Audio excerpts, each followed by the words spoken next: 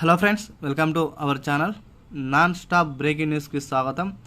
ప్రభుత్వ ఉద్యోగులకు సంబంధించి కీలక అప్డేట్ అయితే మీకైతే తీసుకురావడం జరిగింది. దీనికి సంబంధించిన తాజా సమాచారం ఈ యొక్క వీడియోలో అందించబడుతుంది. డైలీ 1 to 2 అవర్స్ వర్క్ చేసి 4 to 5 పేపర్స్ న్యూస్ పేపర్ చదివి మీకు ఏదైతే యూస్ఫుల్ ఇన్ఫర్మేషన్ ఉందో మీకు అందించాలనే ఉద్దేశంతో మీకైతే వీడియో అయితే చేయడం జరుగుతుంది. మన ఛానల్ ఫస్ట్ టైం చూస్తే ప్రతి ఒక్కరు సబ్స్క్రైబ్ చేసుకోండి. అదేవిధంగా బెల్ అనే గంటను ఆన్లో పెట్టుకోండి. వీడియో నచ్చినట్లయితే లైక్ చేయండి. వీలైనంత వరకు ఆ వీడియోని కూడా అందుకు కూడా షేర్ చేయడానికి ప్రయత్నించండి. దీనికి సంబంధించిన ఏమైనా డౌట్స్ ఉన్నా కూడా ప్రతి ఒక్కరు కూడా కామెంట్ రూపంలో తెలియజేయండి. తెలంగాణకు సంబంధించిన ప్రభుత్వ ఉద్యోగులకు, అదేవిధంగా ఆంధ్రప్రదేశ్ రాష్ట్ర ప్రభుత్వ ఉద్యోగులకు మీకు కీలకమైన అప్డేట్ అనేది ఎప్పటికప్పుడు మీకు అందించబడుతుంది. తాజా సమాచారం కోసం ఒకసారి ఈ యొక్క వీడియోల కోసం వెళ్ళిపోయినట్లయితే, జూన్ 2 నుండి ప్రభుత్వ ఉద్యోగులకు డిఏ 2% పెంపు, పిఆర్సీ పెంపు. తెలంగాణలో మరి కొద్ది రోజుల్లోనే తెలంగాణ ఆవిర్భావ దినోత్సవం సందర్భంగా జూన్ 2వ తారీఖున తెలంగాణలో ప్రభుత్వ ఉద్యోగులకు అందరికీ కూడా జీతాలు, అదేవిధంగా పిఆర్సీ, అదేవిధంగా డిఎన్ఎస్ అలవెన్స్ పెంచడానికి ఆస్కారం అయితే 100కి 200% ఉందని చెబుతున్నాయి. ఎందుకంటే తెలంగాణ ఫార్మేషన్ డే ఇది సందర్భంగా కాంగ్రెస్ ప్రభుత్వం అయితే ఒక కీలక నిర్ణయం తీసుకుందని చెప్పుకోవచ్చు. జూన్ 2వ తారీఖుననే ప్రభుత్వ ఉద్యోగులతో పాటు చాలా వరకు కూడా తెలంగాణలో 6 గ్యారంటీలలో కొన్ని పథకాలను కూడా ఇంప్లిమెంట్ చేసే దిశగా ప్రభుత్వం అయితే సన్నాహాలు అయితే చేయడం జరుగుతుంది. ఏది ఏమైనా ప్రభుత్వ ఉద్యోగులకు 2% డిఏ అనేది పెంచడానికి ఆస్కారం అయితే కనిపిస్తుంది. ఎందుకంటే డిఏ అనేది సెంట్రల్ ప్రభుత్వం ఇచ్చే యోచనలు ఉంటుంది కాబట్టి దీనికి టైఅప్ అయి కేంద్ర ప్రభుత్వం నుండి కూడా రాష్ట్ర ప్రభుత్వాలకు కూడా నిధులు అనేది మంజూరు చేసే దిశగా కేంద్ర ప్రభుత్వం అయితే సలహాలు అయితే చేయడం జరుగుతుంది. దీనికి సంబంధించి కూడా గతంలో చూసుకున్నట్లయితే 53% ఉన్న డిఏను 55%గా పెంచుతామని కేంద్ర ప్రభుత్వం ఏదైతే హామీ ఇచ్చిందో దాన్ని నెరవేర్చే దిశగా నిర్మలా సీతారామన్ గారు యొక్క నిర్ణయం తీసుకుందని మనం చెప్పుకోవచ్చు.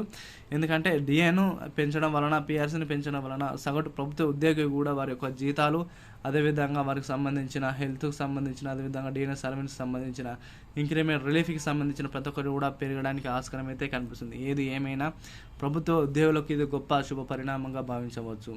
ప్రభుత్వ ఉద్యోగులు ఎవరైతే ఉన్నారో ఈ యొక్క జూన్ 2 ఉన్న ప్రతి ఒక్కరికి కూడా ఒక తీపి కబురు అయితే వింటారు.